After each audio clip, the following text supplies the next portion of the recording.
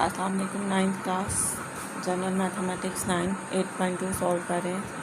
a is equal to this, b is equal to this. Find a cross b and b cross a, and also the domain and range of the two binary relation established at our own for each case.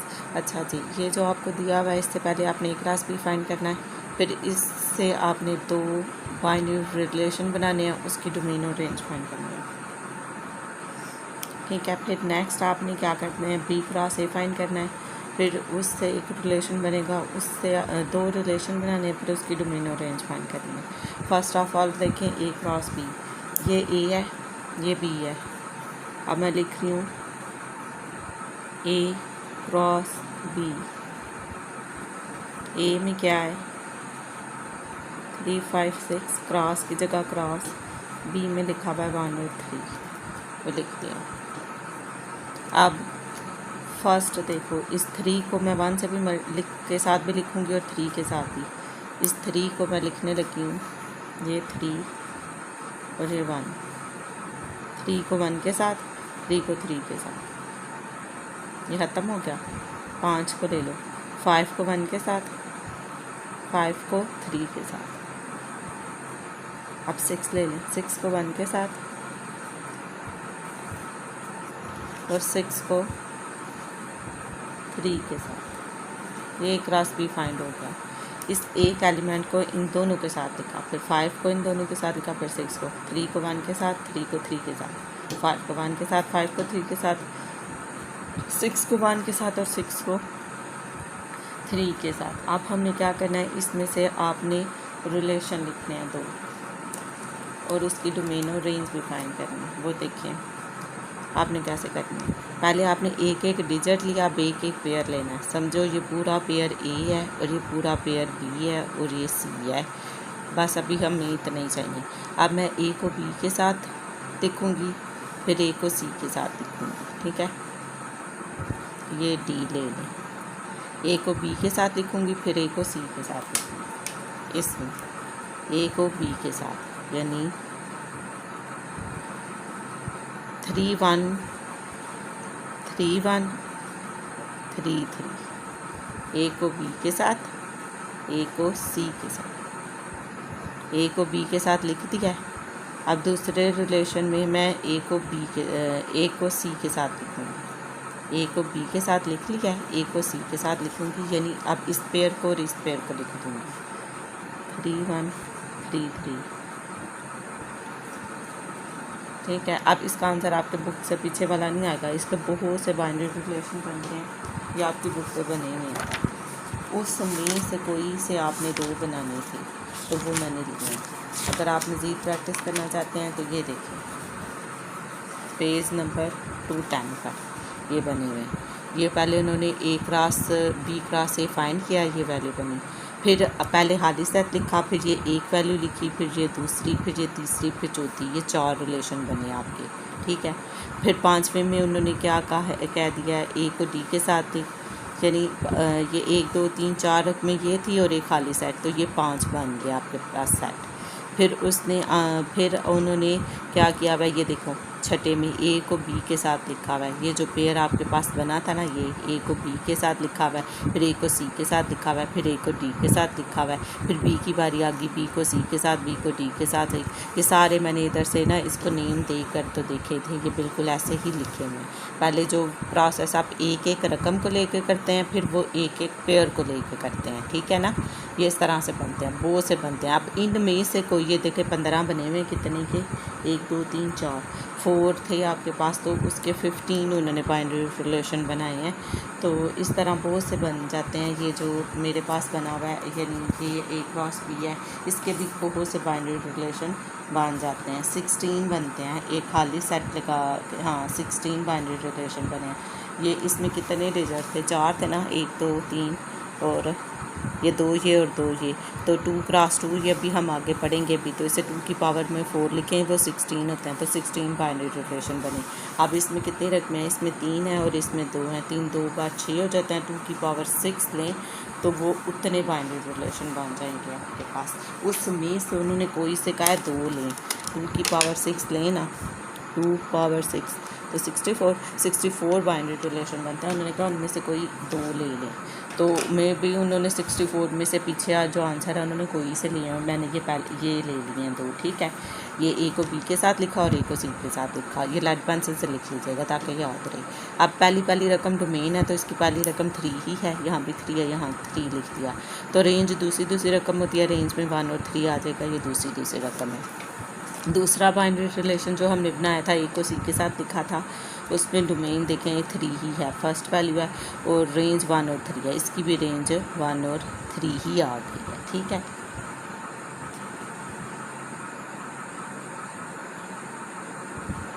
Next देखें B cross ए कैसे find करना है। ये ए cross B हो गया।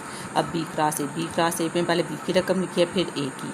पहले 3 इधर थी, 2 इधर थी, अब 2 इधर हैं और 3 रकमें इधर हैं। 1 को मैं 3 के साथ भी लिखूँगी, 5 के साथ भी लिखूँगी और 6 के साथ भी लिखूँगी। 1 को मैंने लिखा 3 के साथ, फिर 1 को मैं लिख रही हूँ 5 के साथ, फिर मैं 1 को लिख रही हूँ 6 के साथ। ठीक है, 1 वाला हिस्सा खत्म हो गया। अब 3 के साथ ये तीनों रकमें आएंगी। 3 को मैं लिखूँगी 3 के साथ, 3 को मैं लिखूँगी 5 के साथ, 3 को मैं लिखूँगी 6 के साथ। अब उन्होंने क्या दो बाइनरी रिलेशन लिखें, A B C.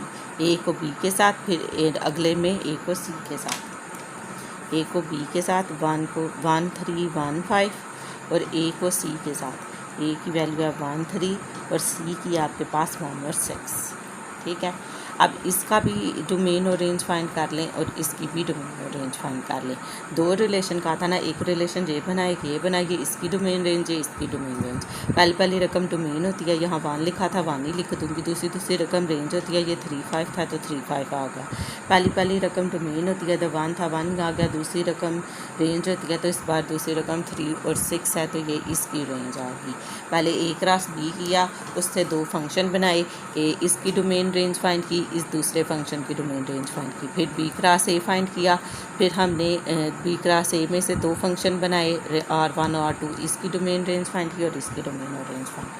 I hope आपको समझ आ गई होगी। नेक्स्ट क्वेश्चन देखो, if A is equal to this then find two binary relation in A, also write their domain और रेंज। इसकी भी डोमेन और रेंज फाइंड करनी है। फ़र्क ये है कि इसमें दूसरा आपको कोई नहीं दिया हुआ है। उन्होंने कहा है ए को ए के साथ ही करें, तो मैंने ए में एलिमेंट्स थे -2 1 और 4, तो दूसरी तरफ भी लिख लिया है -2 1 और 4। क्लियर हो गया। अब हमने क्या करना है, अब हमने ये करना है कि हमने -2 को पहले आगे जो दो रकमें लिखी हुई हैं उन दोनों के साथ लिखूँगी। ठीक है क्या, -2 को मैं इन दोनों रकमों के साथ लिखूँगी, तीनों के साथ। -2 को 2 के साथ, -2 को 1 के साथ और -2 को 4 के साथ। ठीक है, लिखने लगी हूँ। ये मैंने 2 वाला लिखा लिया है, ये फिर 1 वाला हिस्सा है, फिर ये 4 वाला मैंने इस तरह लिख लिया। मुझे इस तरह करने में आसानी रहती है। ठीक हो गया। तो अब देखें क्वेश्चन कैसे करेंगे। ये मैंने लिया यहाँ से -2 को 2 -2 के साथ, -2 को 1 के साथ, -2 को 4 के साथ। ठीक हो क्या। अब 1 ले लो, 1 में तो लिख लो।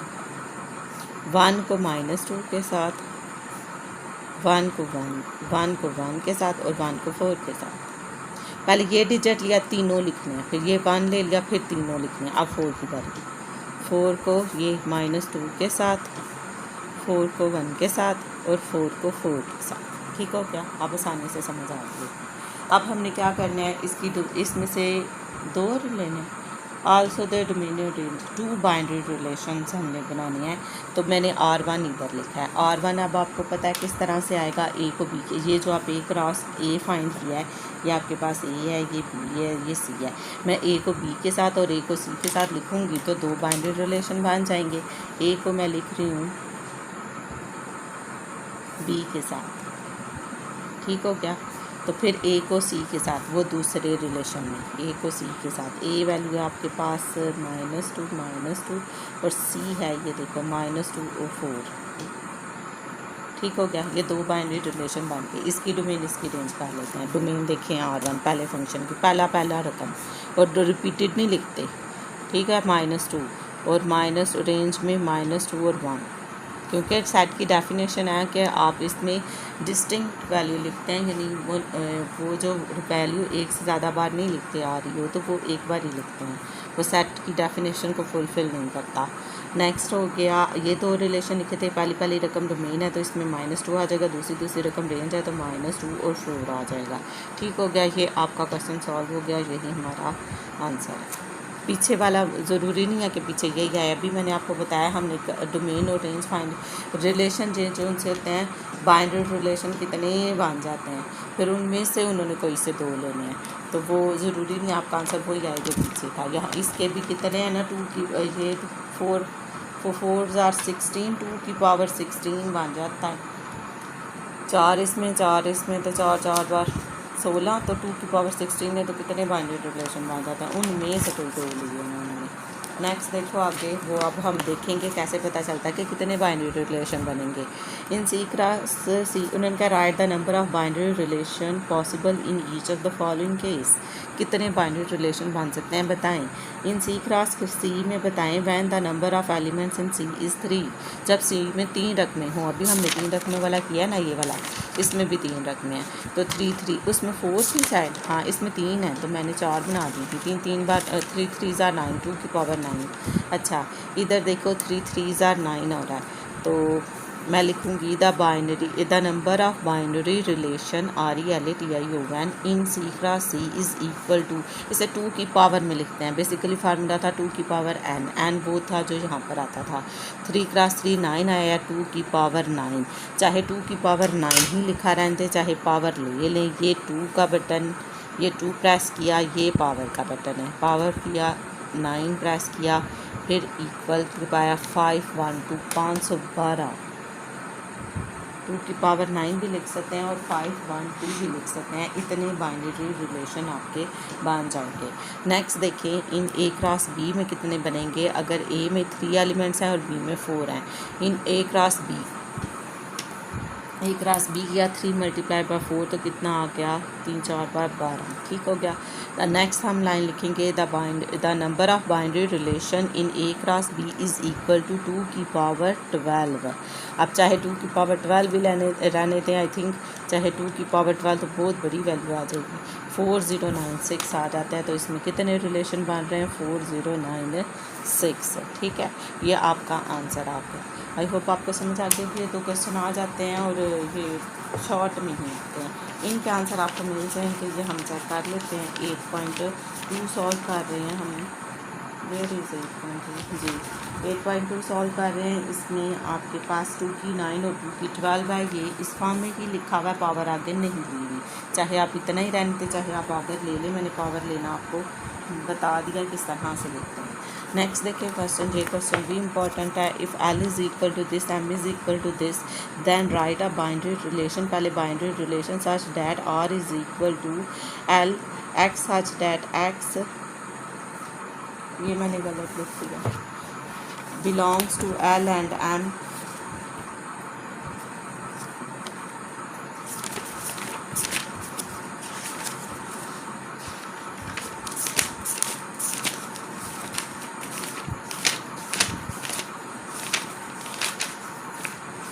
एक मिनट है क्लास क्वेश्चन चेक करने में तो गलत हो जाएगा, फिर ये आए कौन सा था, हाँ एक्स है, x such that x belongs to L और M, Y belongs to M, ठीक है, तो वो कह रहे ये बिलोंग्स का साइन है, ये लंबी लाइन सच डैट है, ये X है, ये L है, ये जो E लिखा हुआ है इसे बिलोंग्स टू कहते हैं, ये भी बिलोंग्स टू हो गया। अब पढ़ते यहाँ से हैं, X जो सा है ग्रेटर दैन और इक्वल टू, ग्रेटर दैन और इक्वल टू Y है, X की तरफ मुँह खुला है तो X की तरफ से पढ़ना शुरू करें, X बड़ा है या बराबर है Y के, ऐसी वैल्यूज़ लिखनी है जो इक्वल हो या X बड़ा हो, हम इक्वल ही कंसिडर कर लेंगे, ठीक है।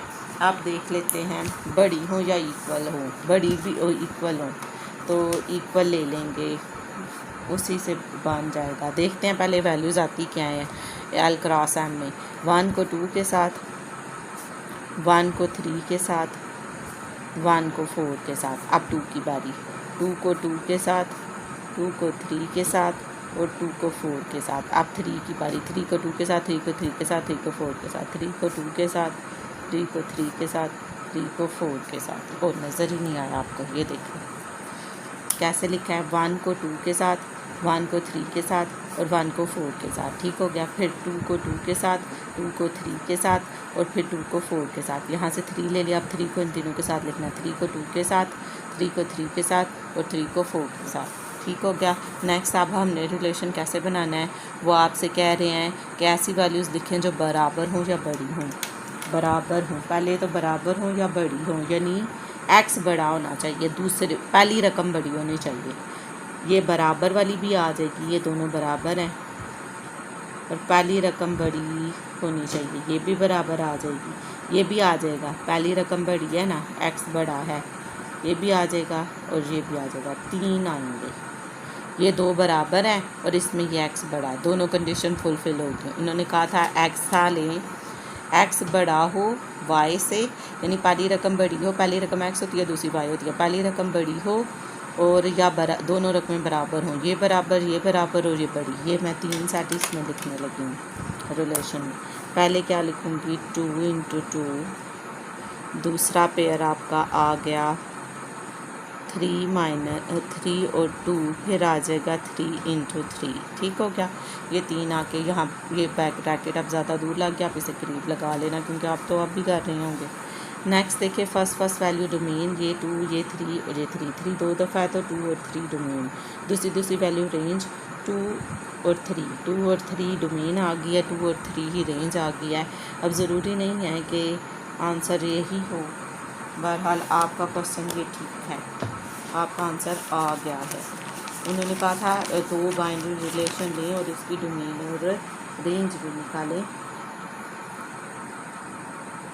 कौन सा क्वेश्चन हमने किया, क्वेश्चन नंबर 4 किया हमने।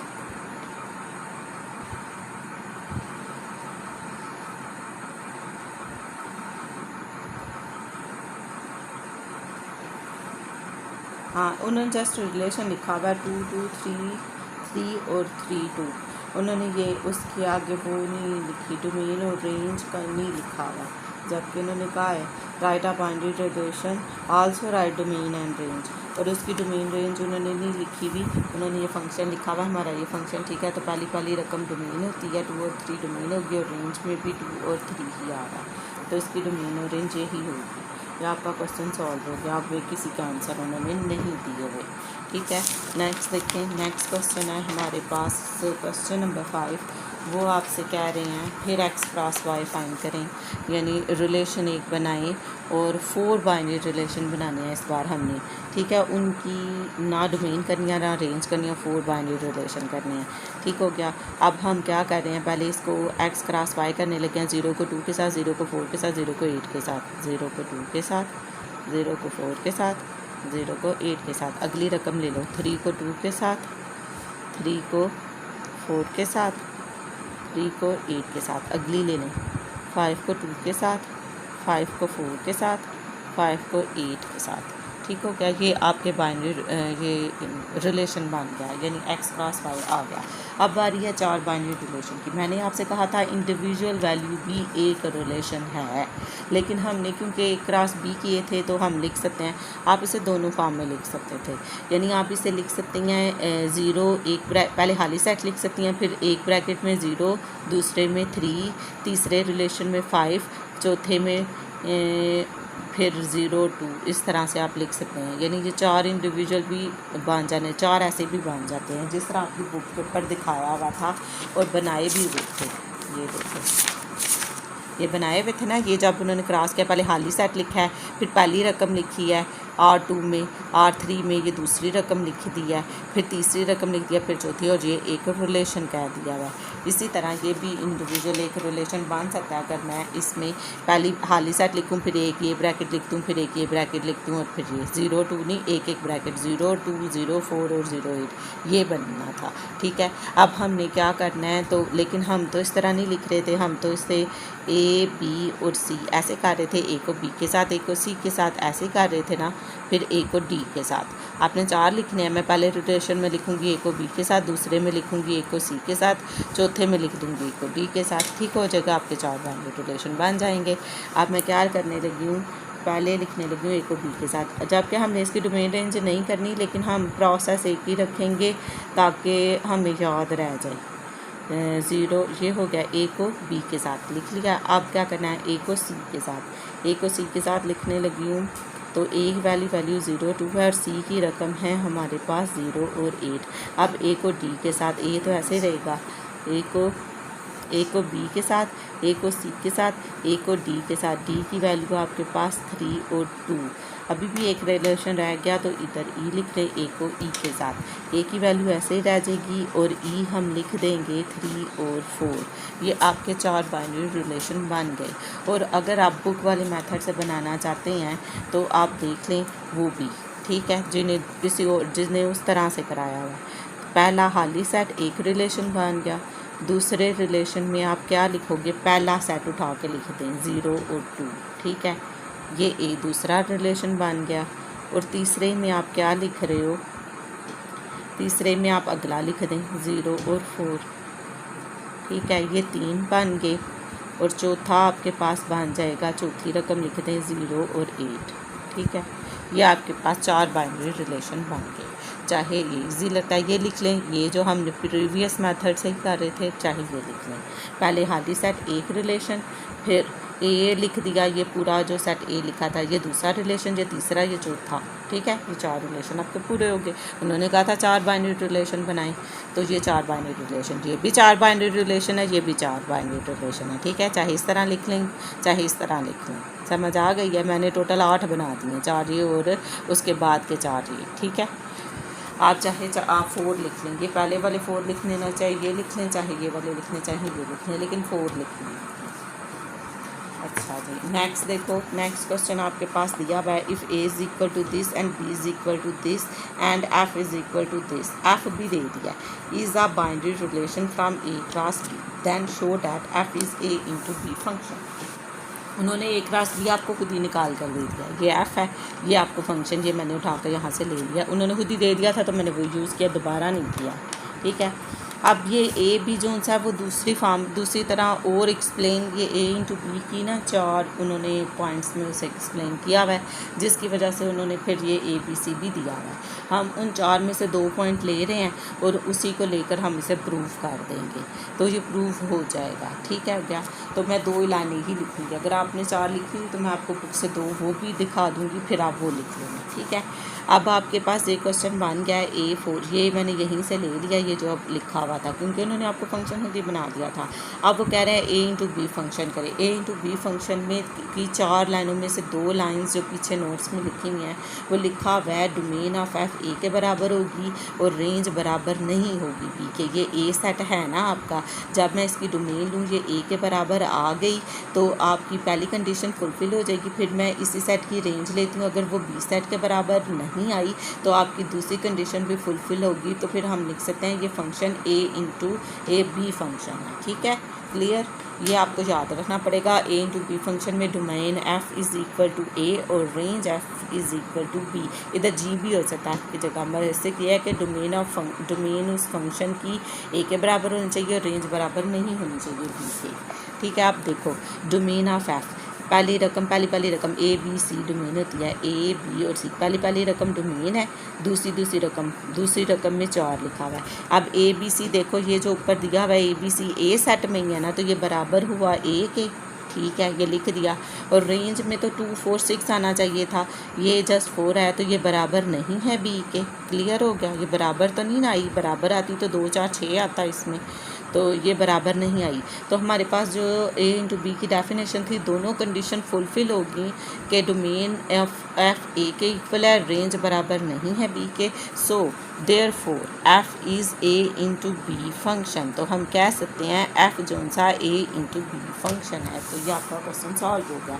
मैंने 4 डेफिनेशन में से 2 पॉइंट्स लिए हैं और उसी को फुलफिल कर दिया। और अगर आप 4 लिखना चाहते हैं या किसी स्कूल्स में 4 या 5 लिखवाए हुए हैं, वो ये देख लें, ए इंटू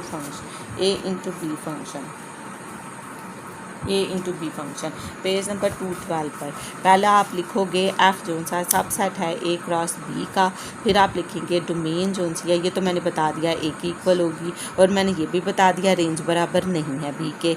लेकिन ये उन्होंने क्या एफ है तो ए में से ही ना, सबसेट में से ही बनता है। ये सबसेट की थी ना, every element of set A is also an element of set B, वो था कि ए, यानी कि उन्होंने कह दिया कि है तो ये उस फंक्शन में से ही उसका लिख दिया है, लेकिन उन्होंने कहा ये बी के बराबर नहीं है। और फिर लिखा है every element of set A is mapped to only one element of set B. वो कह रहे हैं कि सेट ए में से एक ही शौक निकल रही है सेट बी की तरफ, इसलिए ए इंटू बी फंक्शन है। इस मोक्ड वाले को एक्सप्लेन उन्होंने इस तरह से किया हुआ है कि उन्होंने ये दो बनाए हैं, आप चाहें तो बना ले, चाहे दो डेफिनेशन लिख कर ही आप इसे फुलफ़िल कर सकते हैं। मैं दो के साथ ही करवा देती होती हूँ, फिर बच्चे भूल जाते हैं। अच्छा जी, अब आपके पास लिखा हुआ है ये ए फंक्शन है, ये बी है, इसमें लिखा हुआ है ए बी और सी, और इसमें लिखा हुआ है 2 4 और 6। ठीक है, अब फंक्शन देखो जो उन्होंने बनाया, उन्होंने कहा है ए का पेयर बना है 4 के साथ, ए का पेयर बना है 4 के साथ। ठीक है, फिर वो कह रहे हैं बी का पेयर बना है 4 के साथ, बी का पेयर भी बना है 4 के साथ। ठीक है, फिर वो कह रहे हैं सी का पेयर बना है 4 के साथ, सी का पेयर भी बन गया आपके पास 4 के साथ। ठीक हो गया। अब वो डेफिनेशन में आपसे क्या कह रहे हैं, ए इंटू बी फंक्शन की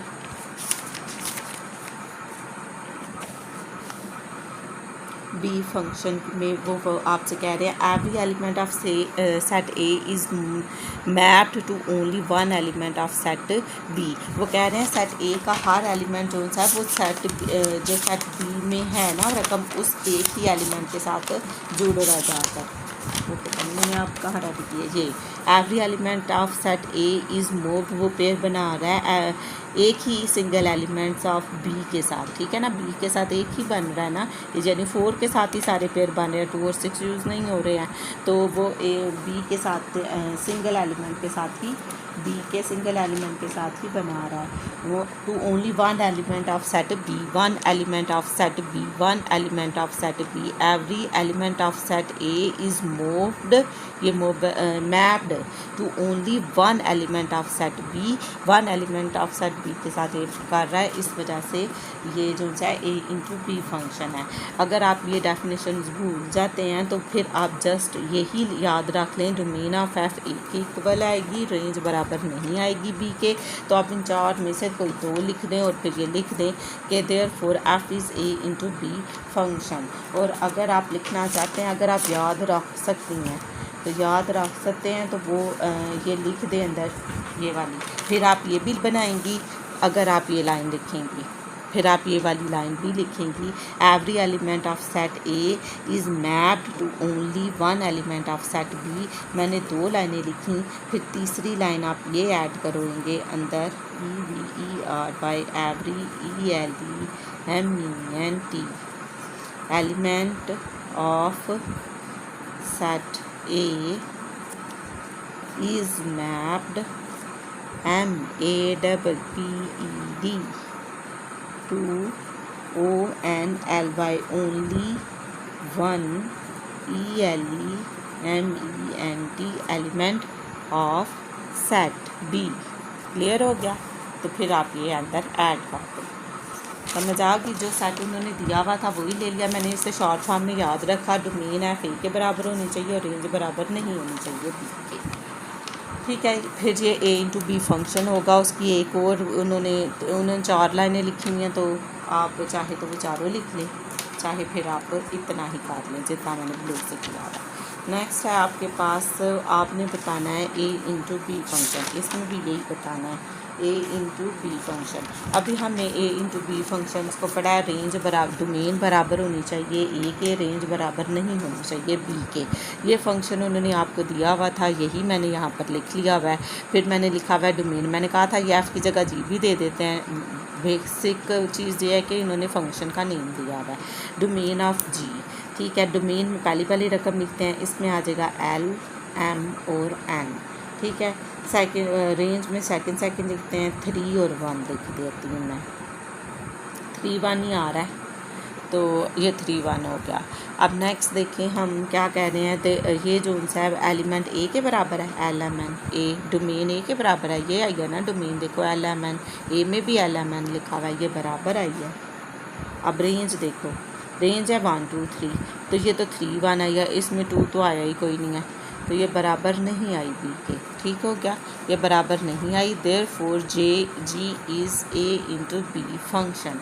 अब तीसरी चीज़ जो हम कर रहे थे वो इस तरह मोप्ड बना रहे थे, खुद से हम ये बना रहे थे, एक रफ सा बना लेते हैं। ये ए था, ये बी था, तो ये इसमें एल एम और एन था, इसमें 1 2 और 3 था। अब ये जो फंक्शन बनाया हुआ है एल का पेयर 3 के साथ बना है, मैंने बना दिया है। फिर एम का 1 के साथ बना हुआ है, ये भी बना दिया है। और एन का भी 1 के साथ बना हुआ है, ये भी बना दिया है, ठीक है। इसमें वो डेफिनेशन तो नहीं कर रही, सिर्फ सिंगल वैल्यू के साथ तो नहीं मूव कर रहा है, ये 2 वैल्यूज़ के साथ कर रहा है, लेकिन 2 यूज़ नहीं कर रहा अंदर से, ठीक है। ये अब इसमें हम इस कंडीशन पर ज़्यादा फोकस करेंगे कि रेंज बराबर होनी चाहिए थी बी के, जो कि नहीं है, ठीक है। आप लिख सकते हो इसके ए इंटू बी फंक्शन है। हाँ, तो आप यहाँ पर ये जो लिखा है every element of set A is moved to only 2 elements of set B of, पहले 1 का वर्ड यूज़ था, अब 2 का वर्ड यूज़ कर लें, ठीक है। अगर आप लिखना चाहते हैं, वैसे मैं इतना ही करवाती हूँ और इतना ही कर लें आप लोग, ठीक है। अगर आप नीचे ये बनाते हैं, नीचे लाइन लिखना चाहते हैं, तो वो हर एक में चेंज हो रही है। फिर अब इसका मोड उसने every element of set A is mapped with only 2 set of element of only 2 elements of set B, only 2 elements of set B, 1 3 के साथ ही बांधा, 2 एलिमेंट्स के साथ बांधा है। फिर आप भूल जाएंगे किस में 2 के साथ बांधा है, किस में 1 के साथ बांधा है, इसलिए आप इसे इतना ही लिख लें। ये बनाना चाहें तो बना दें, आपकी अपनी मर्जी। नेक्स्ट देखो, आगे वो कह रहे हैं ए ये है, बी ये है, जी फंक्शन निकाल कर दे दिया हुआ है, relation A cross B than show G is onto B function. अब ऑन टू बी फंक्शन में भी 2 कंडीशन है, इसकी डोमेन ए के बराबर होती है और रेंज बी के बराबर होती है। ए इंटू बी में बराबर नहीं होती रेंज, ऑन टू में ए डोमेन और रेंज दोनों ए और बी के बराबर होती हैं। डोमेन ये फंक्शन था, ये जो दिया हुआ था ये लिख लिया। अब इसकी डोमेन पहली रकम डोमेन 1 3 और 5 ये बराबर आ गई है ए के, ए सेट में भी यही चीज़ लिखी हुई है। अब रेंज में लिखा हुआ सेकंड वैल्यू है एक्स वाई और जी, एक्स वाई और जी, ये सेट बी के बराबर आ गई, ये ऊपर लिखी हुई है जी। ए और बी दोनों यानी डोमेन ए के बराबर आ गई, रेंज बी के बराबर आ गई। देयरफॉर जी इज़ कौन सा फंक्शन है, on to,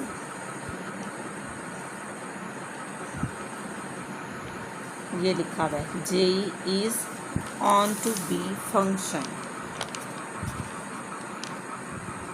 A into B function,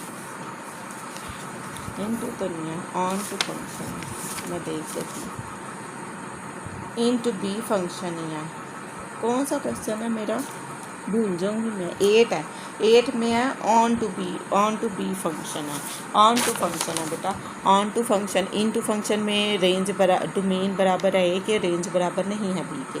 और इन टू ये जो ऑन टू फंक्शन है इसमें डोमेन भी बराबर है और रेंज भी बराबर है, ठीक है।